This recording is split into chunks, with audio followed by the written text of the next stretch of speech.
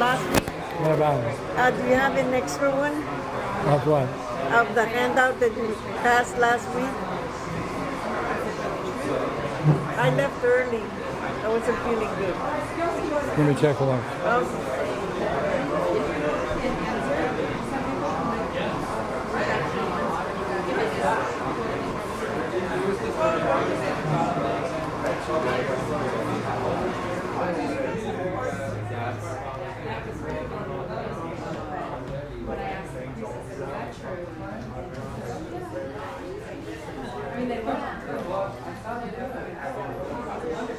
That's good.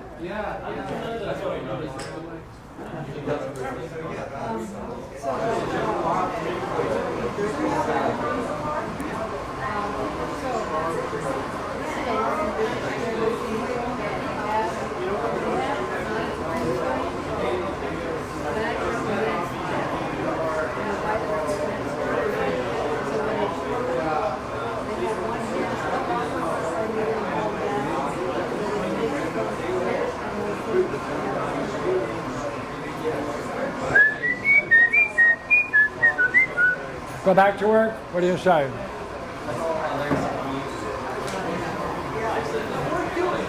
Back to work?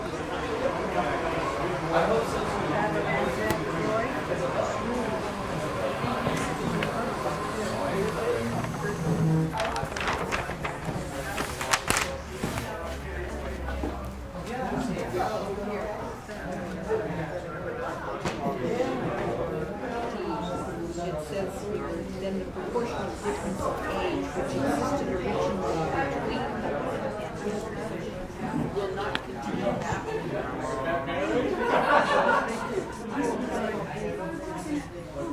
But I didn't understand.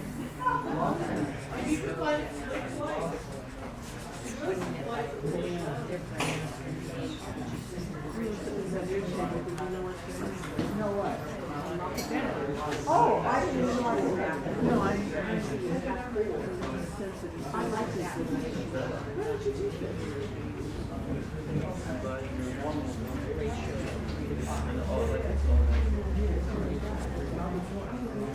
We don't get to but if it's cool, differences in age.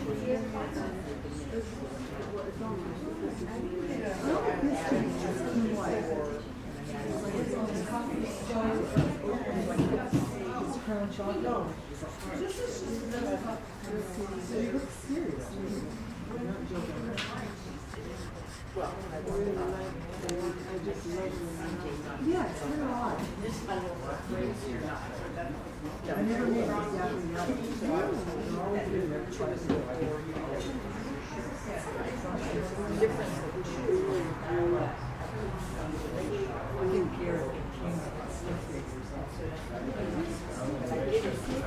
They are, they're good. Only inspired us. Okay, we play? Okay. In the Timaeus, he picks up this realm. The highest realm, of course, is the one or the good. This can be deified as Zeus. Could you read it? Here. Also,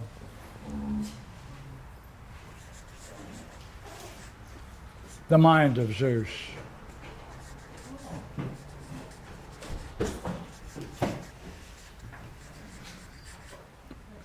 So it also can be called pure intellect.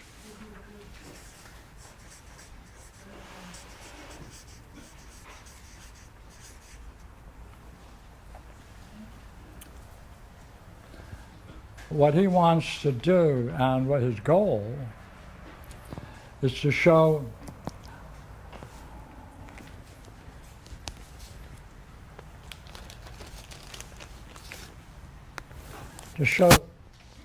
that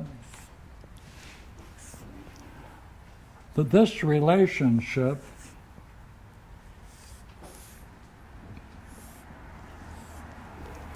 is the key to understand. However, he does not talk about the relationship between this, the one of the good, and pure being or intellect.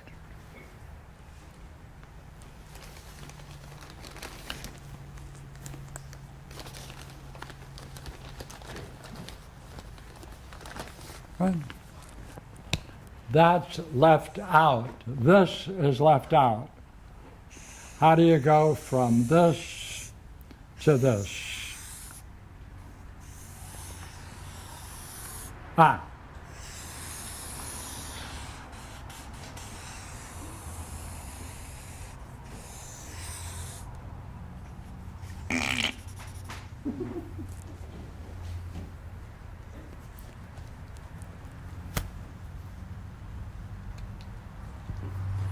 And he wants to then include nature. And therefore, he's interested in the connection between these. He's interested in the connection between these.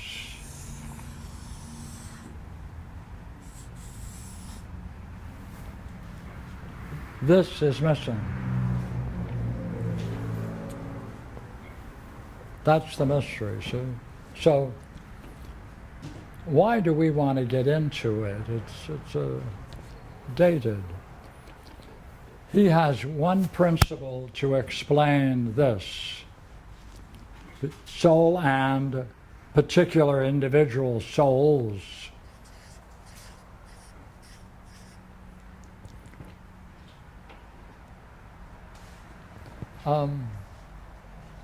He calls it saving the appearances.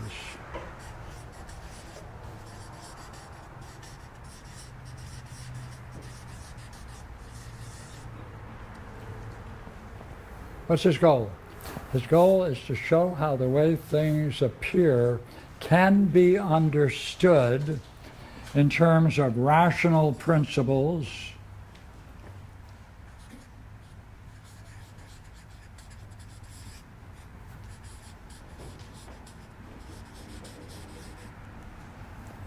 and those rational principles become intellectual principles that then can explain the relationship between these two.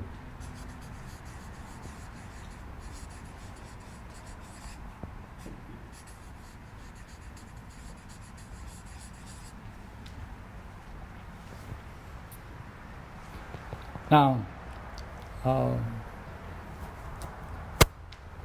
whatever he finds as a meaningful structure between these two, he then applies to nature. And of course, that's where the criticism naturally occurs, because we've learned so much more about nature that his views are questioned. But in principle, all you need to do is to get the best, most latest information on nature and save the appearances by following the same logic that existed before, so you have an up-to-date time-is, that's all. Now, again,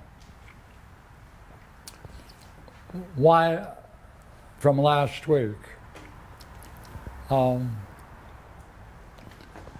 way in which he describes one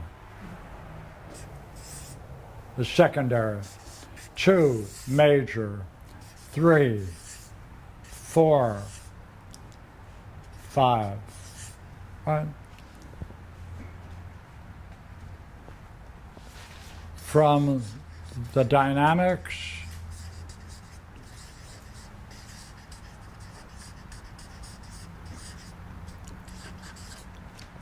of 2 and 3 applied to 4 are the very principles that we need to understand philosophical midwifery. That's all.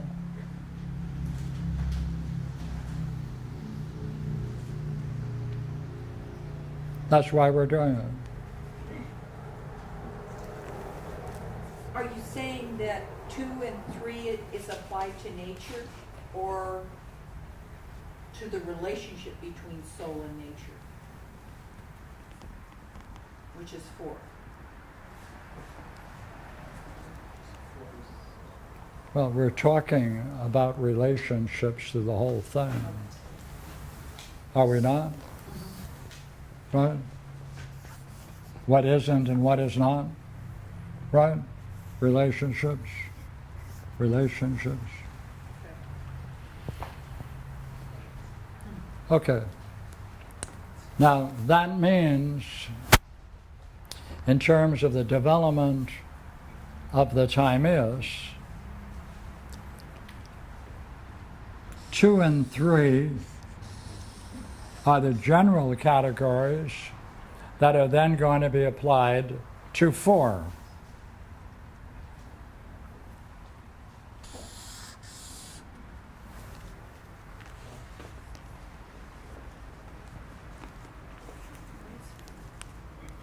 So,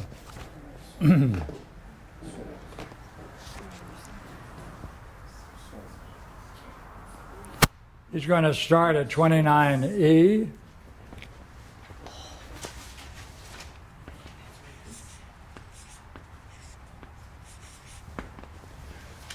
Because he's interested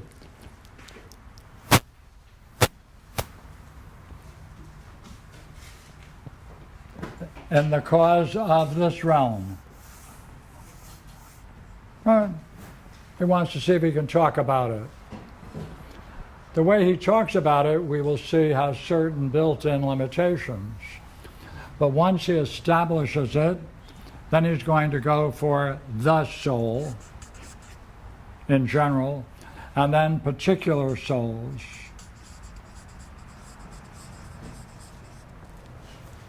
And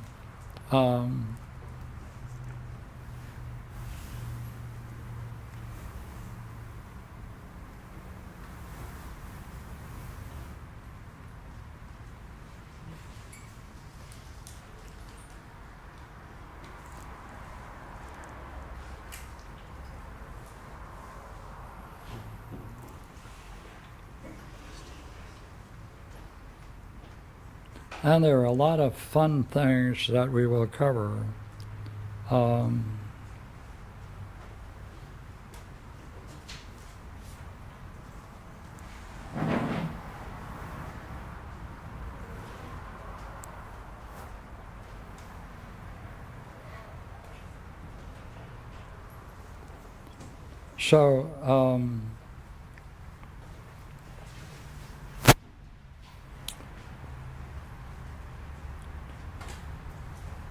It's essential that we get into this and see the role of the gods as well. But I'm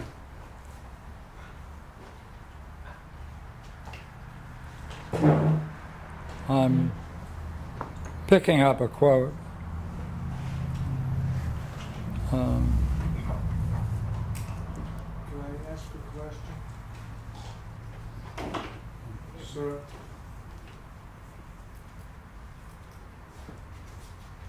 Well,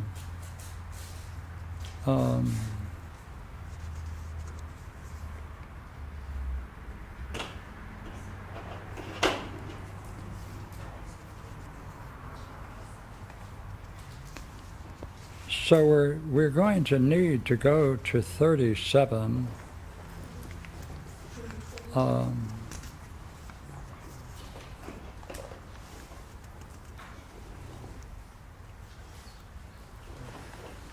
I ask a question? Yeah. Hi.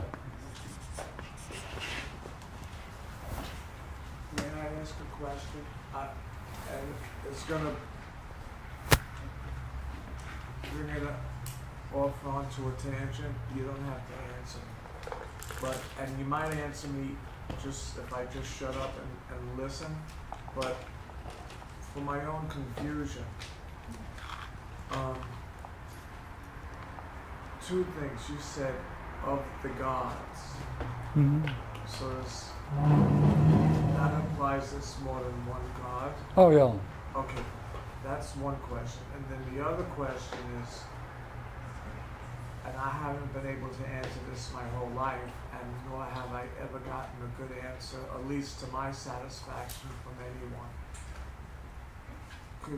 Is there any way to define what the difference is between spirit and soul? Difference between and soul. What's the first? Spirit. What do you call it? Spirit. Spirit and soul. Soul. Yeah. Huh? Is Yeah.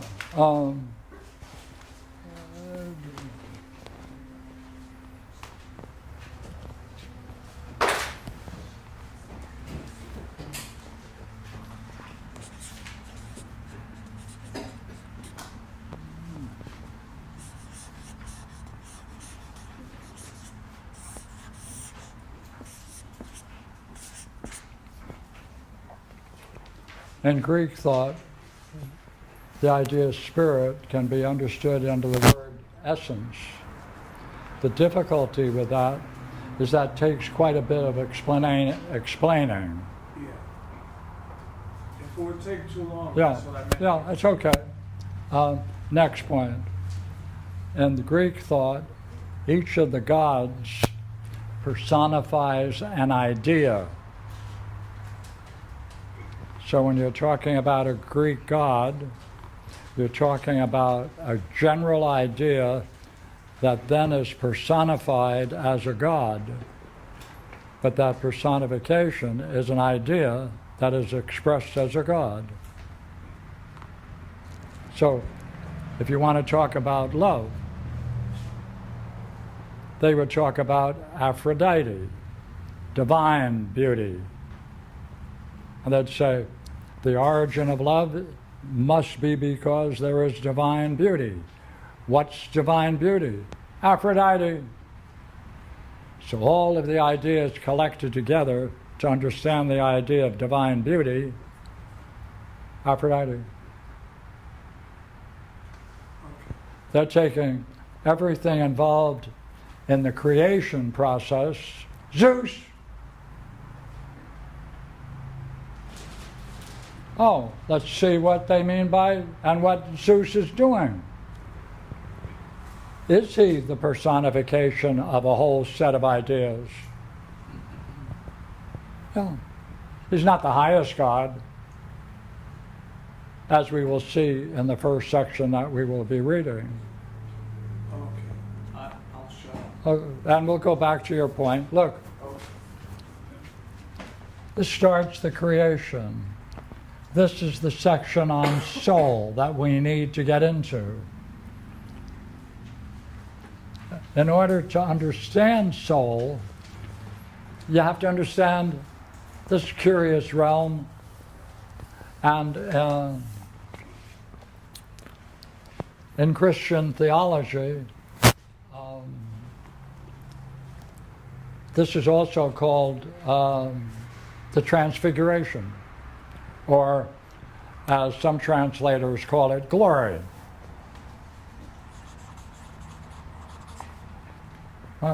When Jesus is transfixed in divine illumination, that's called glory, that's called spirit, that's called essence, depending upon how you're going to be using your language. So let's take a look. What about getting a reader to do the first paragraph? Ah!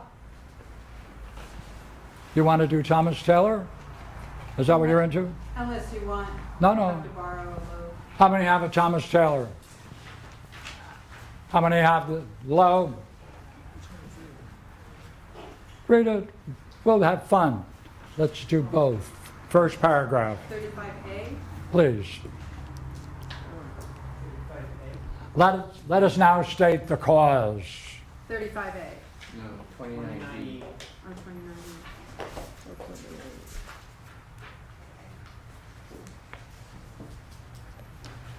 Now, I should point out that, remember now, the Balboas did a very fine translation of Proculus's commentary on the Timaeus, and we're going to use both.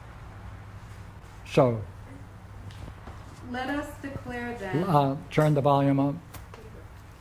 let us declare then, on what account the composing artificer constituted generation and the universe. The artificer indeed was good, but in that which is good, envy never subsists about anything which has being.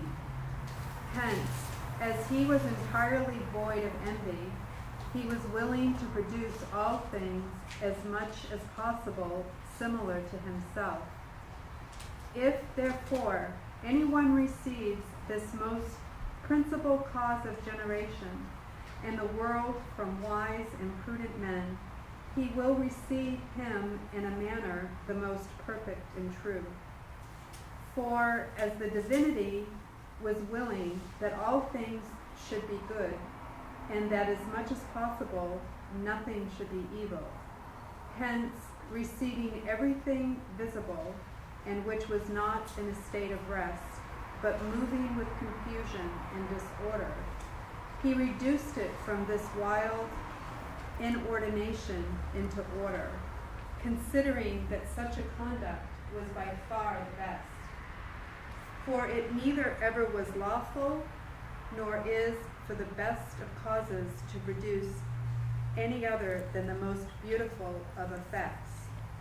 In consequence of a reasoning process, therefore, he found that among the things naturally visible, there was nothing the whole of which, if void of intelligence, could ever become more beautiful than the whole of that which is endued with intellect.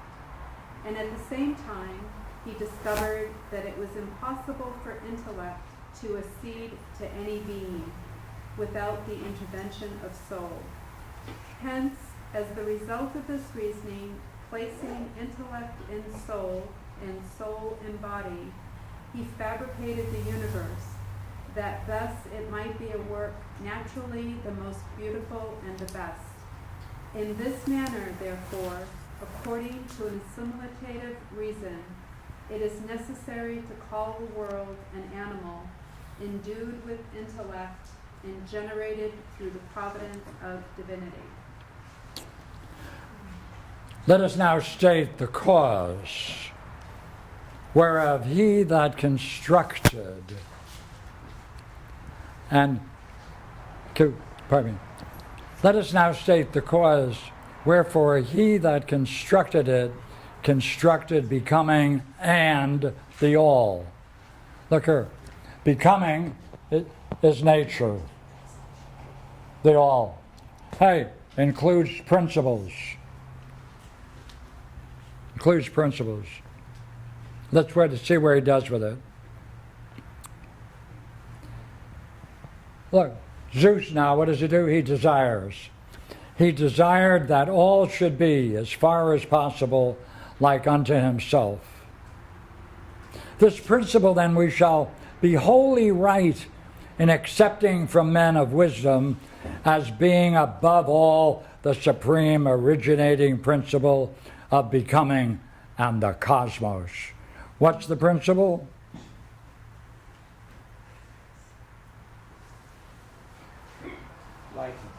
Likeness. Right? Since he desired that all should become like himself, likeness is the principle of creation. Look, therefore, Zeus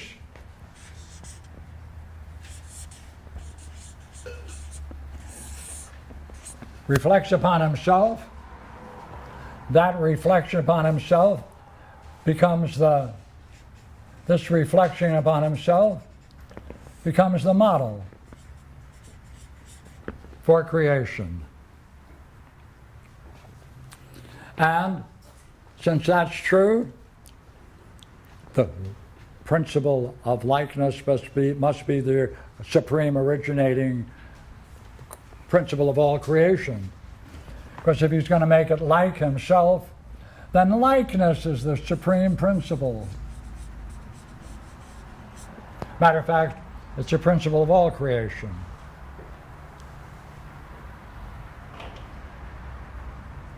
This principle, then, we shall be wholly right in accepting from men of wisdom as being above all the supreme originating principle of becoming in the all.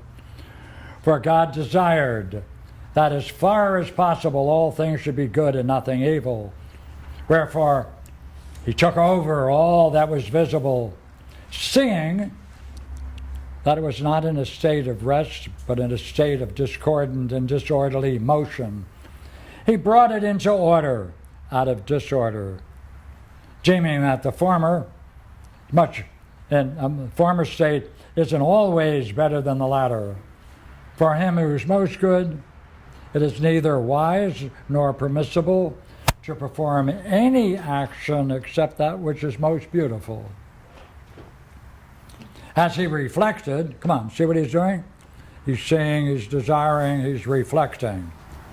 It's an active and creative process of creation. Therefore, he perceived that of such creatures as are by nature visible, none that is irrational will be more beautiful, comparing wholes with wholes, than the rational. Therefore, rational creatures are perceived as being more beautiful. And further, that reason cannot possibly belong to any apart from soul. So because of this reflection, he constructed reason within soul and soul within body, as he fashioned the all. That so as the work he was executing might be of its nature most beautiful and most good. Thus, in accordance with the likely account, see, it's a likely account.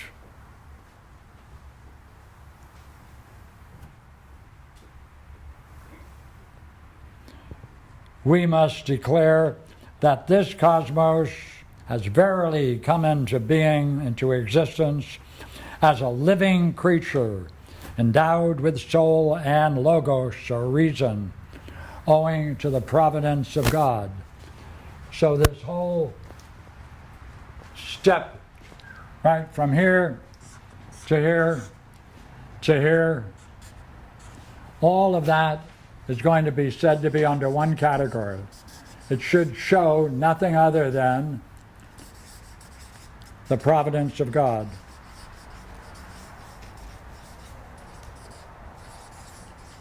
The whole time is. That's the goal.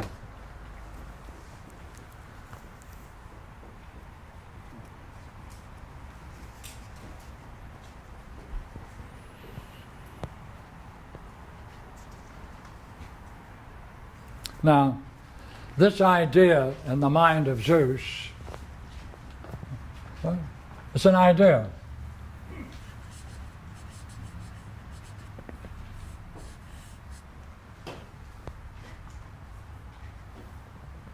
Hey, it has all the qualities of this. That's this stuff.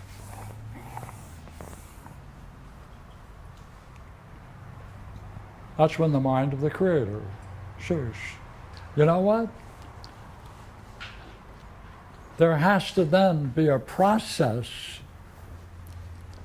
Has to be a rational, he wants a rational process, how you can take this idea, let's put it in the strongest language.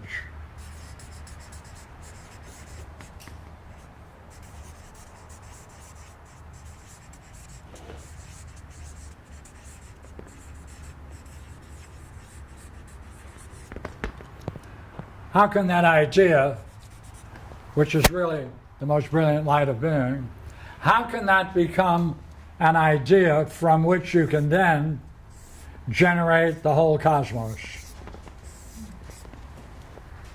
That's the mystery. Okay.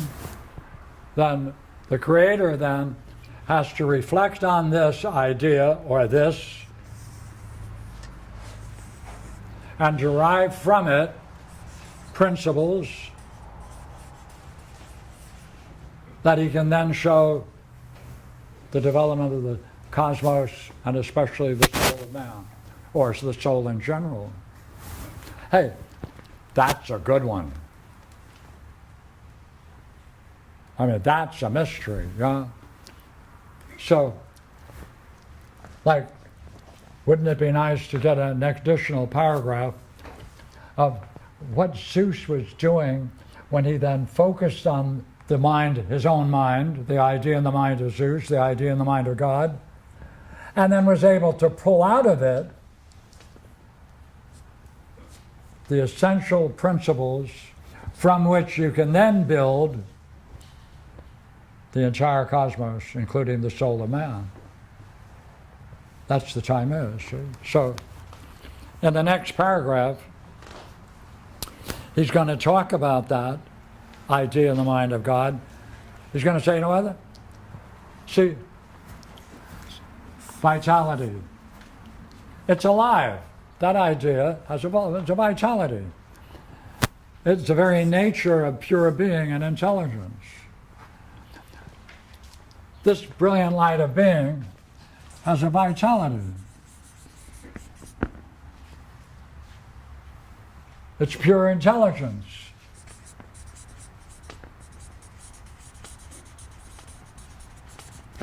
Okay, how does he do it?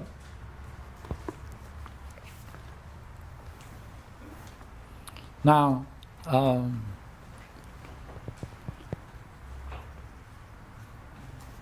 he starts with a question. Hey, among all the semblances or all the patterns God could have used to create the universe, what did he select? He puts it, in the semblance of which of the living creatures did the constructor of the cosmos construct it? Hey, among all of those principles, well, he says, I'll tell you what, we shall not design to accept any of those which belong by nature to the category of parts. For nothing that resembles imperfect could ever become beautiful. So he's throwing out any possible model that deals only with parts. Okay, but we shall affirm that the cosmos, more than anything else, resembles most closely that living creature of which all other living creatures severally and generically are portions. For that living creature embraces and contains within itself all living creatures. Just as this universe, it's an analogy, just as this universe contains us and all other visible living creatures that have been fashioned. Oh, there it is. That's a principle. That model, which he contemplates,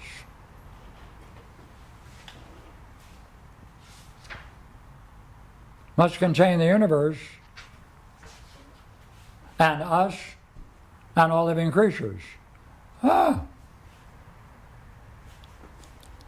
For since God desired to make it resemble most closely that intelligible creature which is the most beautiful all and always most perfect, he constructed it as a living creature, one visible, containing within itself all the living creatures which are by nature akin to itself.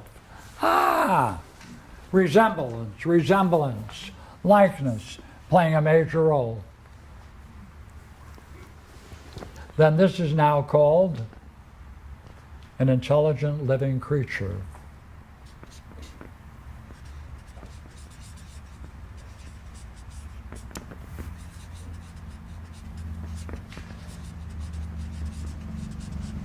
and eternal. Well, we see the analogy. Huh.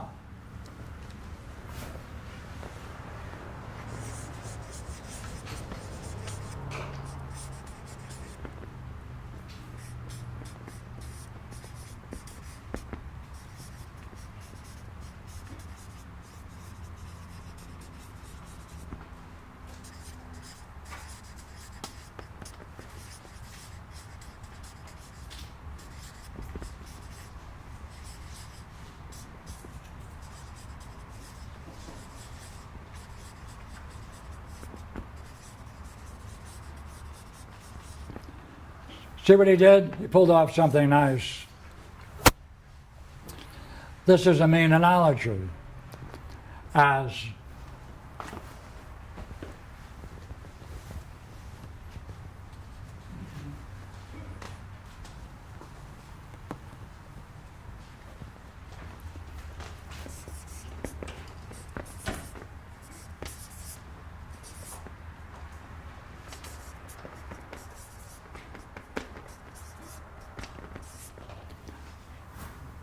but look at this.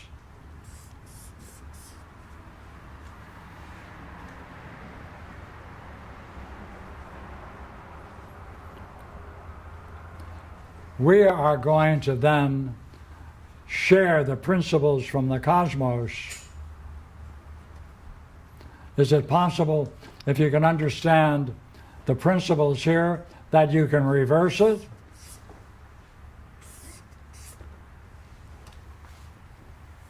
Well, that's the goal of all mean analogies.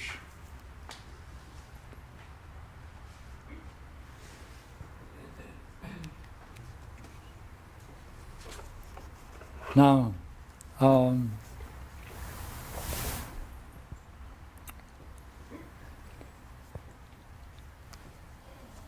what I think I'd like to tell you to do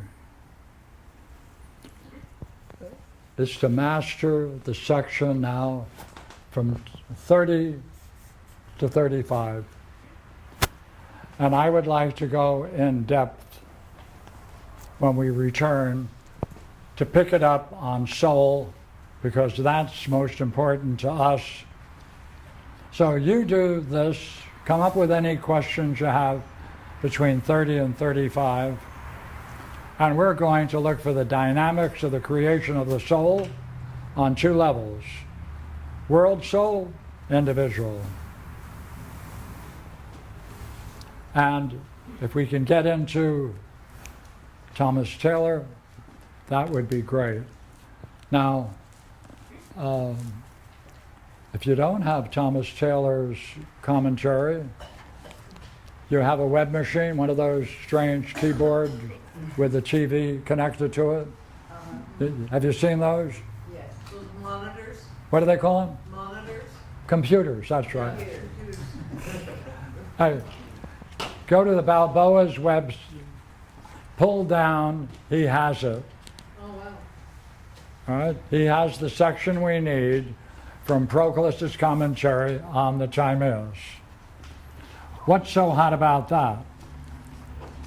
This work is done approximately 400 BC.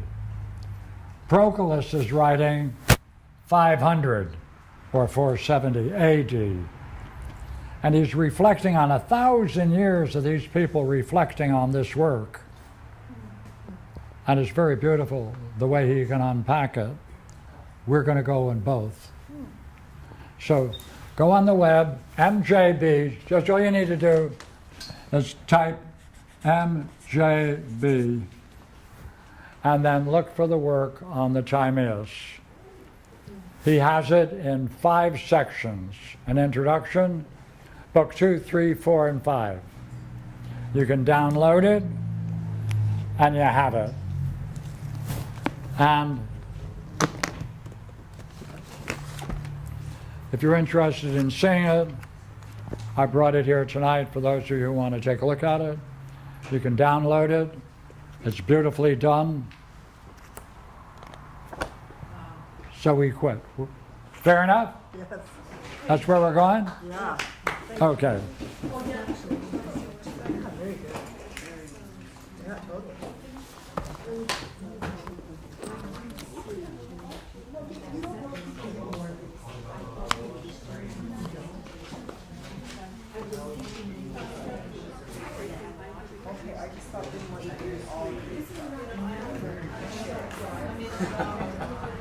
Professor. Hello, Professor. Yeah, you're a nice puppy. Yes, you are. Yes, you're a nice puppy.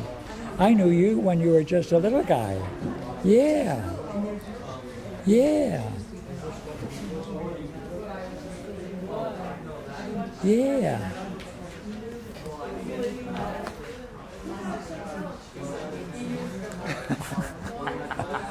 I'm going to take a look around here for a few minutes. Maybe there's a bone someone left.